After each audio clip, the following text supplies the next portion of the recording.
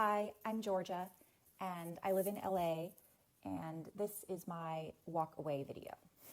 So I have voted Democrat my entire life, but I walked away in about December of 2018.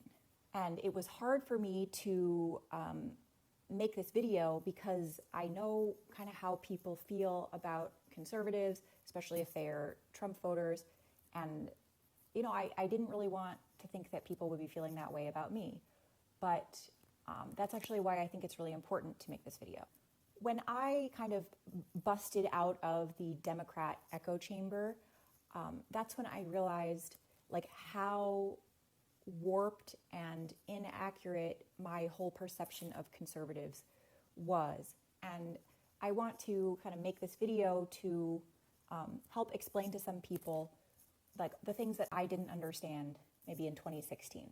So I was born and raised in Massachusetts in a pretty progressive community or in a pretty progressive environment.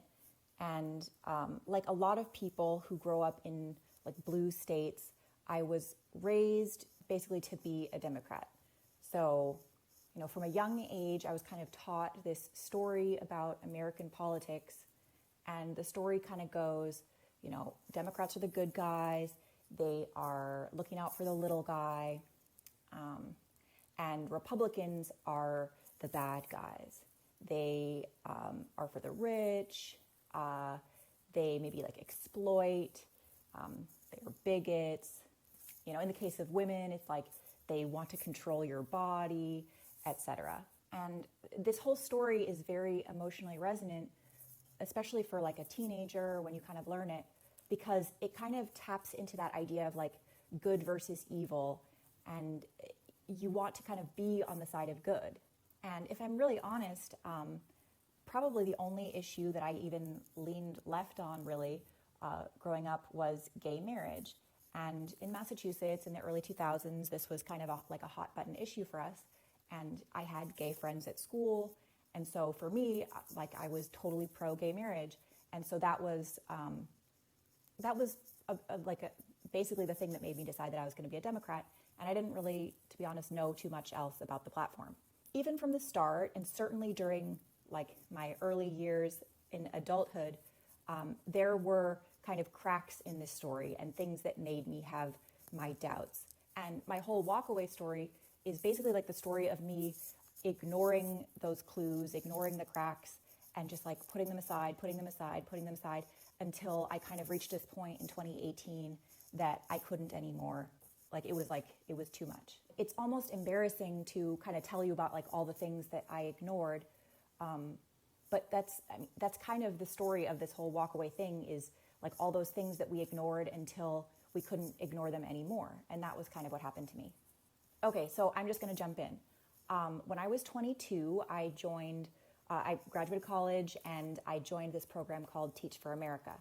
So I've always been very passionate about educational equality, and this program was basically a program that trains teachers and puts them in low-income schools to help turn those schools around. And what I didn't know at that time was that Teach for America, or TFA, was kind of becoming a very woke organization. So in 2020, you probably kind of know what I mean when I say woke. So for example, we would have a lot of group discussions about oppressor and oppressed. And that's where I first learned words like microaggression and systemic racism, that kind of thing. And this was my first job, and I was very impressed with my peers, and I really wanted to fit in. And I was definitely very on board with this whole goal of, helping these schools and helping these kids in these neighborhoods. But very early on, I was bothered and uncomfortable with the way the sort of higher ups in this organization were framing our conversations around race. It felt unhealthy. So I really didn't like how I felt like we were being coached to take offense at a lot of little things and to kind of sniff out racism, in our peers or in other people. And I really didn't think it was healthy the way my Black peers were kind of, coached to or pushed to kind of dredge up like generational grievances and, interpret sort of benign interactions as like microaggressions. I mean, I can't really think of anything more sort of psychologically abusive than like training people to sort of live in a state of resentment. And I kind of felt like this organization was kind of pushing that on my Black peers. And, of course, if you're white like me, you kind of just like become accustomed to, everyone kind of just like dumps on your race all the time. And, it's, of course, it's like irritating and like not constructive at all, but you kind of like are trained to think that there's something sort of valuable or moral about doing that. And kind of all of this felt to me sort of alien and kind of backwards from the morality I had been raised with, that I thought we'd all been raised with, where you're like supposed to judge people by the content of their character, or like basically like anything except the color of their skin. And sometimes people would say like, hey, like this, shouldn't we be, doing what Martin Luther King said, like judging people by the content of their character? And like, that was one of the wrong opinions. So there were right opinions and there were wrong opinions. And that was one of the ones that you have to learn is a wrong opinion. It would kind of be told something like, in order to like honor the legacy of Dr. Martin Luther King, we need to kind of go beyond his prescription of focusing on character, and we need to kind of dig in and really understand how race, informs all aspects of American culture or American institutions. So these things were kind of explained with kind of academic speak that sort of had a patina of plausibility, especially for like a 22-year-old who didn't have any life experience. And I mean, certainly there were kind of nuggets of wisdom that were in there that would kind of like draw you in. And certainly like as a white person, this ideology sort of like breaks you down and kind of breaks down your own sort of trust in your own moral compass, because people are kind of telling you, your opinions aren't really as valid as someone else's because you don't have like the correct like lived experience to fully understand the situation. So needless to say, there was a lot of crying and stress and unhappiness involved with this organization. And as an adult, I look back on that and I'm like, those are clear signs of a toxic work culture. But back then I was naive, we were basically told that our discomfort was like part of the process, or like our discomfort was us clinging to our privilege, or it was like our white fragility. They had all these kind of terms that functioned to normalize the very toxic cognitive dissonance that we were experiencing. And sort of they had all this language that served to kind of make us feel shame and doubt about our doubts, made us feel bad for even like having questions about the things that we were being told. There were also a fair amount of like no-go topics. So for example, you couldn't ever mention anything about how like culture might affect academic performance. So because that would be considered like blaming the victim. So like never mention Asian students, for example, none of that. Another no-go topic was you should not reference any sort of or affirm any sort of generational progress. So, for example, people would get really ruffled if you were to kind of suggest that like maybe racism doesn't play as large a role in our school failures today as like 50 years ago. Like that was like a no-go. And this kind of intellectual gatekeeping was really a red flag for me. Pretty early on, this was something that really got to me, because my feeling is, this is not how you approach a problem when you really want to solve the problem. So the thing that really snapped me out of this whole SJW thing, and frankly, I'm not really sure that I was ever in it, but the thing that really like solidified for me that I did not want to be a part of this way of thinking was my students. So I loved my students, and I had this extremely strong gut instinct that I do not want them exposed to this kind of ideology. This is not going to be good for them.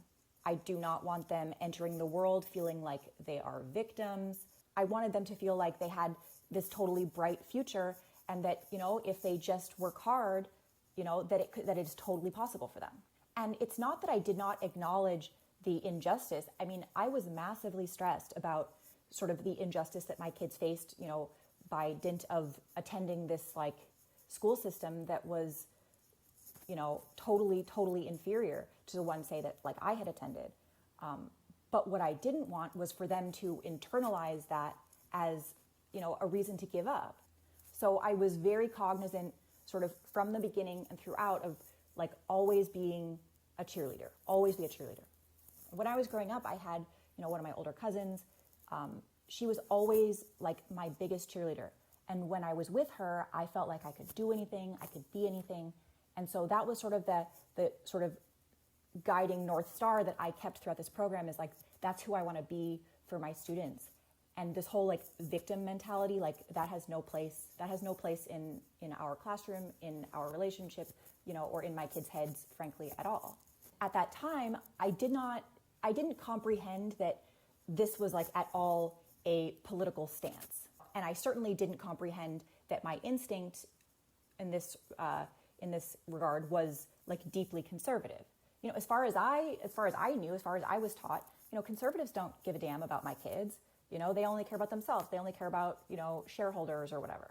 So it never crossed my mind that like I might like be one of these dreaded conservatives. But the experience did wake me up to the destructiveness of identity politics.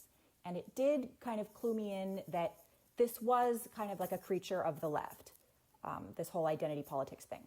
Although it was much, like in the mainstream, it was much less than it is today. And it also taught me the super valuable lesson that a lot of people who claim to be fighting racism like are like absolutely doing nothing of the sort. And basically at this point, like the louder the person is about fighting racism, like the more suspicious I am of their ability to do that in any way. Being part of sort of like a social justice organization brought me into contact with a fair amount of people like that.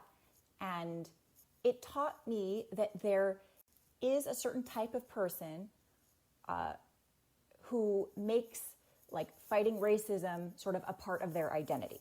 And the problem with that is, you know, as noble as it sounds, the problem with that is if, you know, the existence of a problem is part of a person's identity, they become very threatened by the idea of like that problem being resolved. And they may even engage in like sabotage behaviors, which frankly, I think a lot of this woke ideology is a sabotage effort.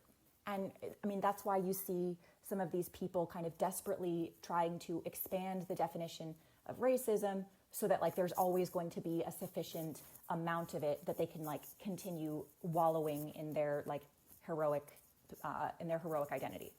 And there's a very clear distinction between those people and like the real deal, like Martin Luther King, because someone like Martin Luther King actually had a vision for a time in the future where this problem wouldn't be there. Like his goal, his future, his vision was a vision for the future where he did not need to have this problem. And that is distinctly different from the crew of people I think we see today more than ever, of people who don't really want to move past this problem because they have a lot of like personal investment in the problem. All right, so I also saw pretty quick that a lot of this progressive ideology had percolated through the school system, like from kind of the Department of Education level. And we had all these kind of policies at our district that were theoretically designed to kind of help the most vulnerable students and kind of give them a boost. And of course, that sounds great in theory, but in practice, like they were a complete disaster. So for example, it was like nearly impossible to give a student a failing grade. It was really difficult to give like a disciplinary consequence for really egregious behavior. I mean, we had kids, if they got expelled, the district would like overturn it a few days later and they'd be back in the school. So the standards for graduation basically were just dirt low. It basically created this situation for the 90% of kids who want to learn, who are doing the right thing, where they're not able to learn because we were kind of forced to coddle and bend the rules for this lowest performing 10%. And it was spoiling the opportunities for the other 90%. It was a joke, and kids would kind of learn like, wow, school is a joke. You would think, with how spectacularly bad the test scores were, and with like the basically zoo-like chaos in the hallways, and just like catastrophic failure year after year, you'd think that like the Department of Education would maybe rethink some of their policies, question them, but like no, they never do. What they do is they just kind of double down on more of the same. More of these compassionate policies that just like spiral our standards. I mean, it's like we are chasing our standards down a swirling toilet at this point in the Department of Education. And it was during that time when I worked in education that I became really uncomfortable with the sort of patronizing attitude that I sensed from the political left towards minority students or minority people in general. I was kind of developing a very deep sense that a lot of these policies, these compassionate policies, were kind of undergirded with this deep belief that, some people, specifically like Black people, are not really capable of meeting the same standards that white people are. You need to like give them accommodations so that we can like even the playing field, which is frankly like, it's just like a PC, like sort of friendly way of saying like, oh, go easy on them, because they're not like us. And I remember seeing like a quote from George W. Bush about the soft bigotry of low expectations. And I remember thinking like, being like kind of surprised and confused that like a Republican said that, because, I always thought of like Republicans don't care about racism, they're maybe racist themselves, and like Democrats are the ones who care about racism. But here was like this Republican president who was like speaking exactly my mind about the sort of nature of racism in America today. Anyway, there is so much more wrong with the school system, and actually it's kind of a microcosm for how the problems with the left in general, but I'm just going to give you like maybe 2 more examples. So this is going to blow your mind. The Department of Education is, when I say it is like a bloated disaster of a bureaucracy, let me just explain. Like, for every one teacher that was hired in my district for Memphis City Schools, which was like there were thousands of teachers, there were 2 administrators hired. And virtually all of them worked sort of at the central office, which was basically like the size of a small shopping mall. It was huge. So more than half of our budget to like do things for the Department of Education was going towards adults who like did not even work in the schools. And so for perspective, like, I never had a class with less than 30 students.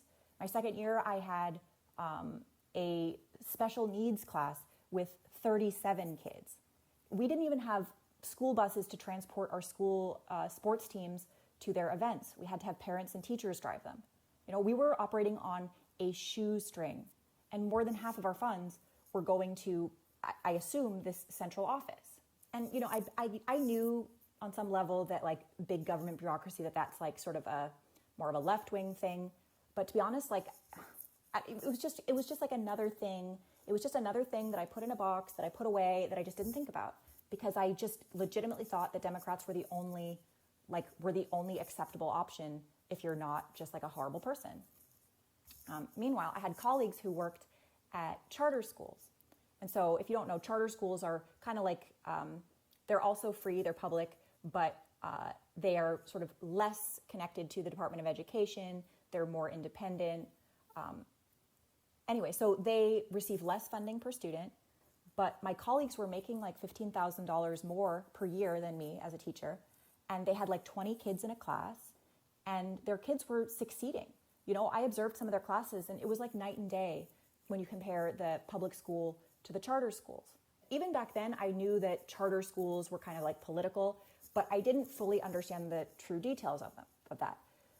I knew on some level that conservatives were pro-charter, they wanted to expand charters, expand school choice, and I knew that I knew that the teachers union was against charters and that the Democrats were largely funded by the teachers union. But to be honest, like, this was like during the Obama years, and, you know, I just looked at President Obama. I thought he was so impressive, so articulate, whatever.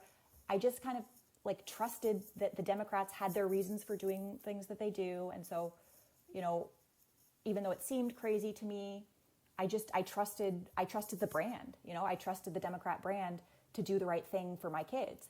And what a lot of people don't realize now, you know, a lot of people in a few weeks from now are going to go to the polls, they're going to vote for Joe Biden, and they're not going to know that they're voting to shut down charter schools in minority neighborhoods. They just don't know. Okay, so enough about schools. I kind of want to talk about the media, because another part of like my change of heart was when I learned like how corrupt our media is.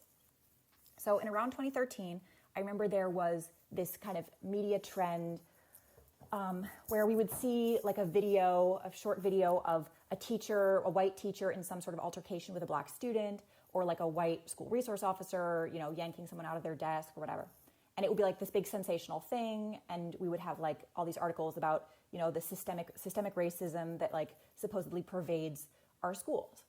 And like I immediately knew, I was like, you know, I had just come from a school district where, you know, a teacher could get pushed down the stairs by a student, you know, fully down a flight of stairs. They could break a bone, whatever, and the student would barely get a consequence. So I knew that this whole tale they were trying to spin, I knew that this was not really reflective of reality. And I felt bad for these teachers that were kind of being slandered as racist, like purely based on the color of their skin. I also kind of learned from observing this little trend how the media lies. So they lie without specifically telling you lies. They sort of lie by cherry picking stories, and then they crop the videos, and then they omit certain important details, and then they kind of squash other kinds of stories.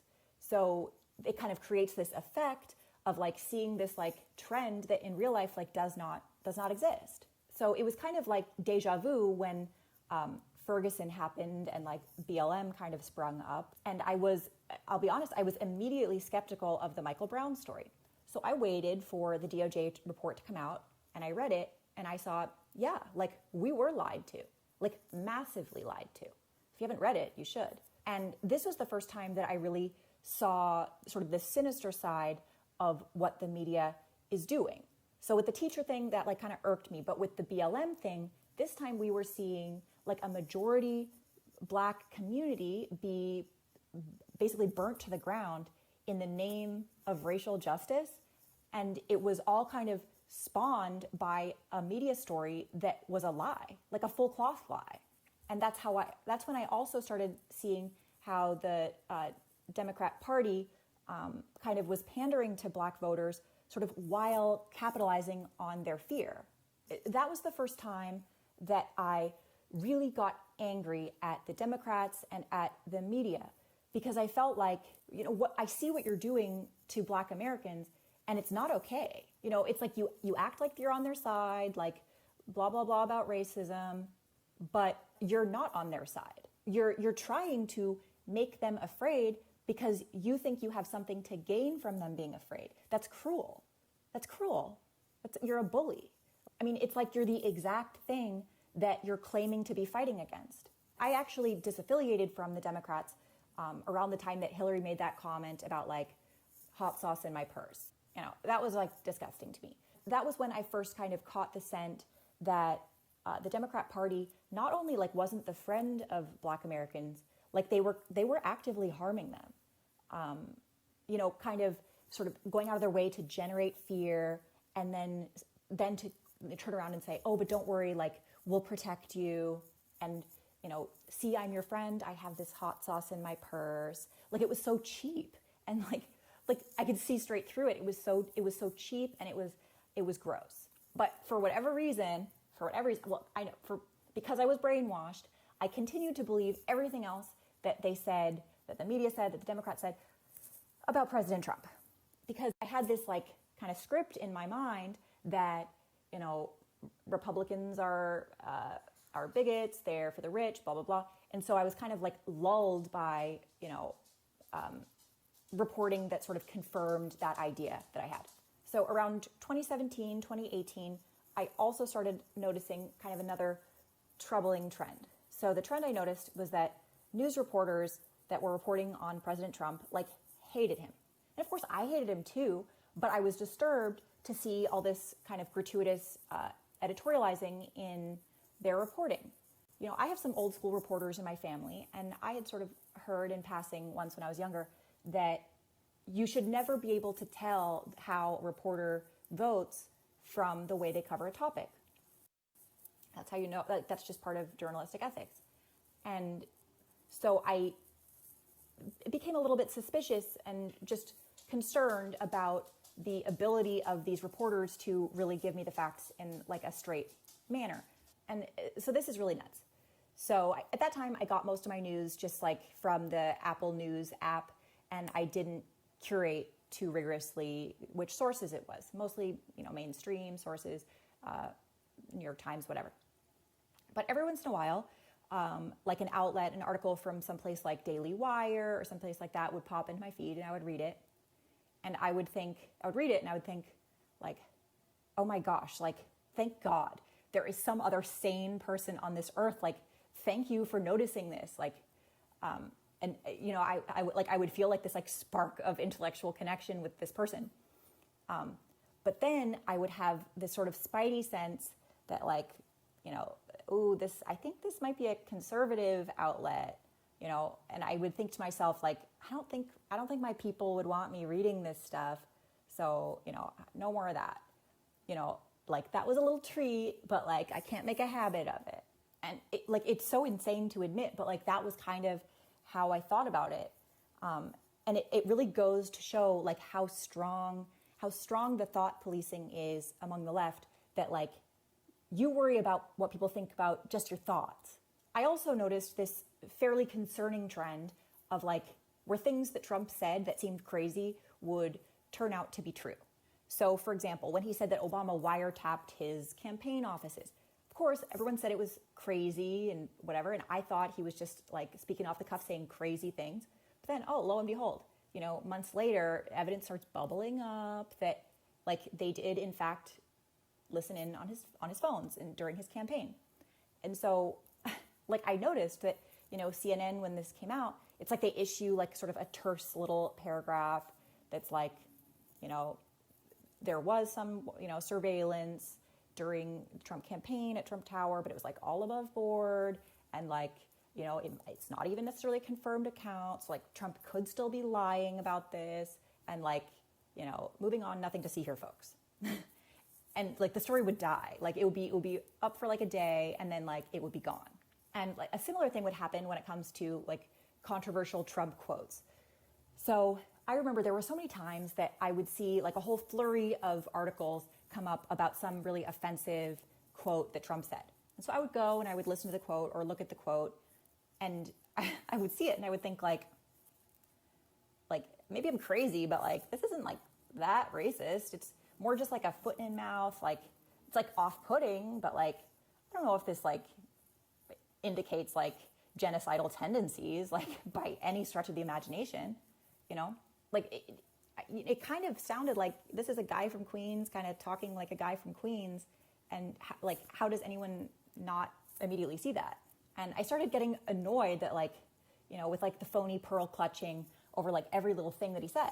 I mean, I still assumed that he was racist, of course, that's what they told me, but I was kind of wondering like why the media was like wasting all their time on these like kind of weak examples. Like if, you know, bring us some strong examples, like why would you need to waste your time with this?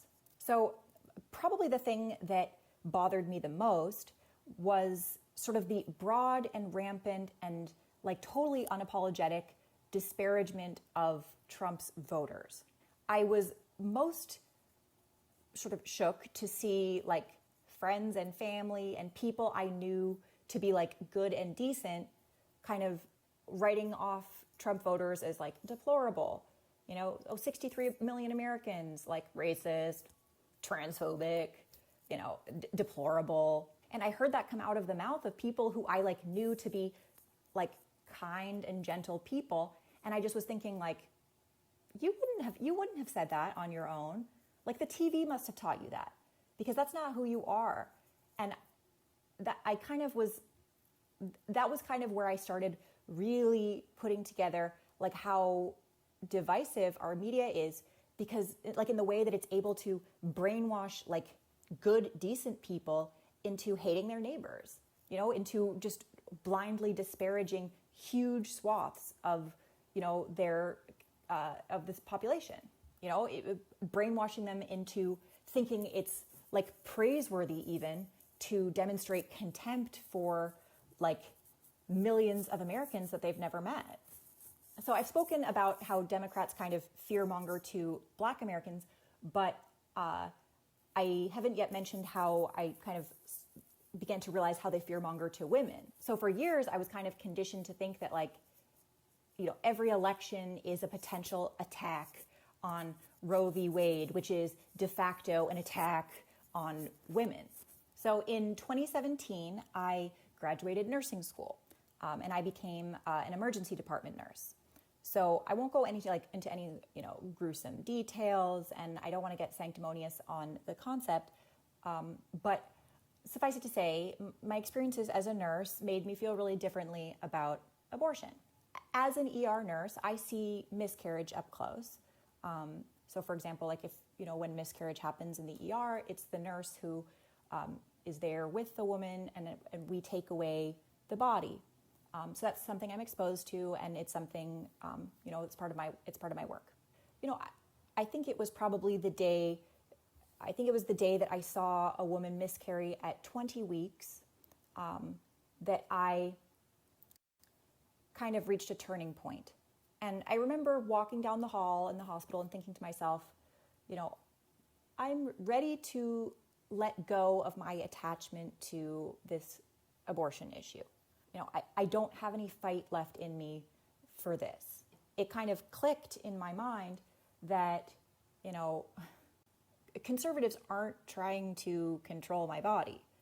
That message was kind of running as like a background script in my mind because I had been given that message so young, but sort of this experience kind of made me kind of become conscious of it. And when I became conscious of it, I realized how absurd that whole idea is. And I look back on that moment as kind of the moment I opened my mind. It's not like I became suddenly overnight pro-life, but that was the moment I kind of lost my fear. I no longer felt attacked, and I kind of got this new emotional distance from politics that allowed me to kind of see things from sort of a cooler head. And to be honest, it kind of knocked me off my moral high horse a little bit, because it made me realize oh wow, some things I thought maybe were obvious or I was taught were obvious, maybe I was wrong. And what else am I wrong about? If I was wrong about that, what else was I wrong about? As an ER nurse, I also see, similar to when I was a teacher, I also see a lot of the nitty gritty of reality that I think some of my progressive affluent peers maybe don't see. Working in the ER, I was again seeing a lot of these kind of woke progressive policies that are compassionate, but in practice, they are kind of a disaster. So for example, I saw the ways in which the hospital system is abused. People come in for drugs, they come in for things that they should get elsewhere, but it's free, so whatever. Or for homeless people, they come in for a place to sleep. And those kind of inappropriate uses of the healthcare system are driving up the costs for all the regular people, the people who are paying into it. And at that time, I was working in an area that, in a hospital that served a lot of homeless people. And that's a big issue here in LA because it's kind of a ballooning out of control, this homeless population. And because of that, because of a lot of the work that I did with homeless people, I kind of saw another sort of iteration of the sort of bottomless standards that progressivism kind of courts into society. So in other societies, I think if a person like drops their pants and takes a crap on the sidewalk, or like, throws an open bottle of urine at a registered nurse, like people would be horrified and they would get a consequence. But, here, especially in California, I mean, if a person sort of checks certain intersectional boxes, they can do whatever and nobody bats an eye. And, us Californians, I feel like we tolerate a lot of really egregious behavior because we want to be compassionate and we feel bad enforcing any kind of consequences on people. But letting that behavior kind of go on and become acceptable really is punishing for the middle class and all the people who are just trying to like raise their families in a clean and safe environment. And frankly, like that's not compassionate. It's not compassionate to them. And, I noticed that sometimes I would kind of vent my frustrations to my family and friends who are basically all progressive. And I felt like, I was sometimes made to feel like an asshole for kind of having these frustrations, like as if there's something like morally degenerate about wanting to champion regular people or like, holding certain victims accountable in any capacity. And it's basically become taboo to ask like, is this compassionate policy actually compassionate? Is it actually helping anyone? Is it compassionate to decriminalize petty theft? Is that compassionate to our business owners, many of whom like are small businesses? Is it compassionate to allow a tent city to crop up in front of like an immigrant's bodega business? Like, is that compassionate? I started to feel pretty strongly that my kind of like progressive peers had a certain blindness. Like there was a blindness to the way these compassionate policies kind of punish this sort of silent group of law-abiding people. And there's sort of this blindness to the social entropy that, inevitably follows when you give up on enforcing standards, And there's a blindness to the resentment that gets fomented when, regular law-abiding people feel like chumps for following the rules.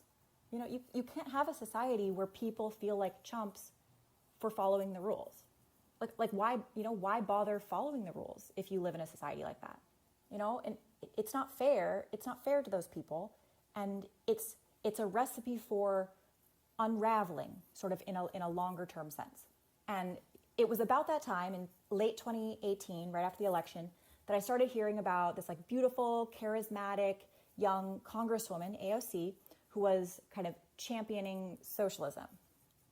And she was my same age, but unlike me, her only experience at that time was bartending. So here's this woman who, has never taught a day in the public schools, has never worked a day as a nurse on the front lines in the ER, but she was kind of championing out there with like a bullhorn all these policies that were the same like woke garbage that I have been fighting against my entire career. Keywords being like entire career.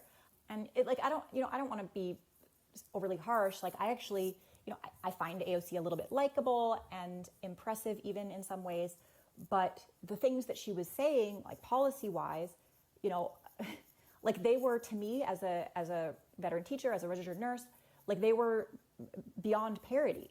I mean, like they were just naive beyond parody. But the thing that stunned me was seeing, smart and serious members of the Democratic Party, like taking her seriously. I mean, that blew me away. And that was the first time that I was kind of able to see that like we as a party, Democrats, had become like kind of a vapid laughingstock. And I was embarrassed. I was embarrassed to be a Democrat, and I had always thought of the Democrats as like the party of educated people. And I kind of had sort of a pride in that, like that I might be part of that like elite group. But suddenly I was kind of seeing how frivolous and sheltered and hubristic that whole kind of mindset was.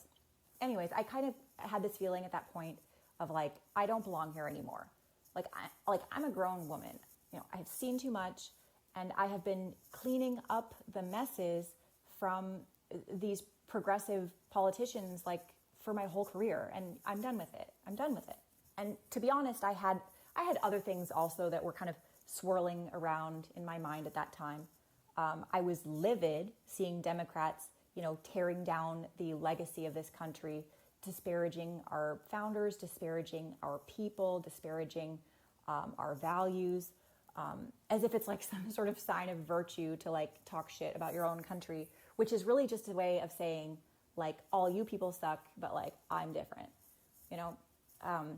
and I had also like had it up to my ears with like the transgender stuff, the pure insanity of pumping prepubescent children with drugs to arrest their puberty. Like, you don't have, like, I am a nurse. You don't have to be a nurse to be like, hold on, like, what? Red flag. No. I had at this point just felt like the walls of crazy were closing in, and I just like was out of there like a bat out of hell. And it's funny because even though I was like just red hot angry at the Democrats, I still had my irrational sort of pre-programmed fears of Republicans, from kind of all of those years of brainwashing. And even though I leaned to the right on most issues, I still had this little voice in my head telling me that like, yeah, those people maybe agree with you, but they don't agree with you for the right reasons. Like, you're not one of them. Which is, of course, like such a deranged and like hubristic thought, but that's part of like the Democrat moral universe, is you have to buy into that, that a Republican can have a good idea, but they're not allowed to have that idea for any sort of good reasons. But I did feel like, if I can't vote Democrat, like maybe I should just like listen to what these conservatives have to say, because like, what else am I going to do? Not vote? That is when I went down the rabbit hole. I started listening to kind of like long form interviews with people like Dave Rubin, and eventually I found Ben Shapiro, the dreaded Ben Shapiro. At first, I actually felt really guilty for like listening to conservative ideas, as if there's like something naughty about like listening to wrong think, which some of you maybe feel bad listening to all my wrong think. But again, like it just shows you how strong the brainwashing is, that we don't even let ourselves think for ourselves, even though we know we're holding in our thoughts, and we still do it. And on some level, I was also like afraid that I might actually agree with these people, because if I agreed with them, that would kind of mean that now I'm kind of like outside of my tribe, and even if I held my opinions in and I stayed silent around my friends and family, like there's still something really lonely about feeling like even if they don't know it, like I know that I don't fit in anymore. But to be honest, like I had kind of reached a point of no return where I felt like I need to think for myself, and I need it like I need oxygen, because I was just like so surrounded by so much crazy for so long that I just was like, I was like starved. I felt like I was starved for actual stuff that makes sense. So I started listening to people like Dave Rubin and Ben Shapiro and Larry Elder. And I remember thinking, oh my gosh, like there are people out there like just like speaking their mind, like speaking totally freely and making sense. And like, hallelujah, like I am not alone. I'm not alone, like thinking the way I think. So in the past, my exposure to conservative thought had basically been, like this will sound like a joke, but like basically it was limited to, clips of Sebastian Gorka shouting someone down for 45 seconds on CNN. So now I was kind of listening to these conservative arguments, like fully explained in their strongest form. And it was like nothing short of an awakening. Like, I don't use that word lightly. Like, I felt like my whole like left-wing brainwashing and programming, I felt like it was falling like a house of cards. And all the things that hadn't made sense, that for years I was like forcing myself to just ignore the fact it didn't make sense. It was like all of a sudden that stuff was falling away, and I didn't have to believe things that I didn't really believe. I only have to believe things that are true, that have evidence. Oh my God, life-changing. You know, and I won't go into all the reasons that I really respect conservatism as like a philosophy, because I mean, that would be like a whole other video or like a whole other like set of tomes. But I will say this, the whole experience of like breaking out of the progressive hive mind, or like the progressive echo chamber, was a pretty profound experience. And it made me realize a few things. First, it made me realize that our mainstream media is garbage. I mean, like, I knew there were some problems. No, like it goes out of the way, not just to not tell you things, but to obscure the truth, to twist the truth, to tell you something that is the opposite of the truth. It is that bad. And the other thing I kind of learned is that same media, if you don't know what it's doing, it controls us on a profound level. I mean, I went through years of ignoring clues, because I was sort of washed over with this media that told me the things that I see with my eyes and ears in real life, those aren't real. The stuff on the telly is real. You know, don't believe your own eyes and ears, like believe the television. And for years I did, you know, and I think of myself as like a good critical thinker, or like someone who thinks for themselves. But, you know, I was duped for years. So at this point in my life, you know, I can proudly say, like, I am a conservative woman. And like, I have no shame now saying that, because now I know what it means to say you're a conservative. And all the reasons that I thought I was a Democrat, you know, after I went through, you know, all these experiences in my life, all those reasons I thought I was a Democrat, you know, being tolerant, caring about fairness, all those reasons I thought I was a Democrat are now the reasons that going forward, I'll be voting Republican. If anyone's still watching this super long video, thanks for watching, and God bless the USA. Something is coming. I can feel it.